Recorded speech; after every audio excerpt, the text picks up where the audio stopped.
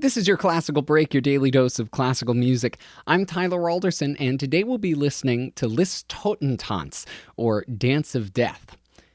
Now, one of the defining characteristics of Romanticism in general was a trend away from the rational and towards more emotional expression. They looked beyond the Enlightenment and the Renaissance and back into the Middle Ages. And one of the major themes running through the medieval writings and art is death. Now, this preoccupation fit quite nicely with Liszt's own obsession with death. When he was living in Paris, for example, he would visit the gallows frequently to watch the condemned men. Many of his pieces deal either directly or indirectly with death, but none more viscerally so than this piece, and he uses medieval imagery to accomplish that. Liszt had gone to see Berlioz's Symphonie Fantastique, which had a huge impact on him. And at the end of that piece, Berlioz quotes a Gregorian chant from medieval times, the Dies Irae. This is a fire and brimstone kind of chant. The words translate to Day of Wrath, when the world will dissolve into ash. It's a description of Judgment Day and talks about the cursed being sentenced to the flames. Lots of vivid imagery throughout. So Liszt decided to give it his own spin, writing a work for solo piano and orchestra that not only incorporated the chant's melody, but also its horrifying themes of death and judgment. Although he started this in his 20s, it took over 20 years for him to complete it and another 6 years after he was finished for it to finally be premiered. Both the piece and Liszt himself had gone through many changes by that point. He had experienced a crushing series of personal losses, including the deaths of his son Daniel and his daughter Blandine a few years apart from each other. Those, among many other things, led him to consider a quieter, more contemplative life, and he joined a monastery in Rome. He had long since retired from performing, and his writing during this time consisted mainly of sacred music. So when this piece finally got premiered, it was a throwback in many ways to the Liszt of a few decades before. The piano part is fiery and virtuosic, no doubt originally intended to highlight his legendary skill.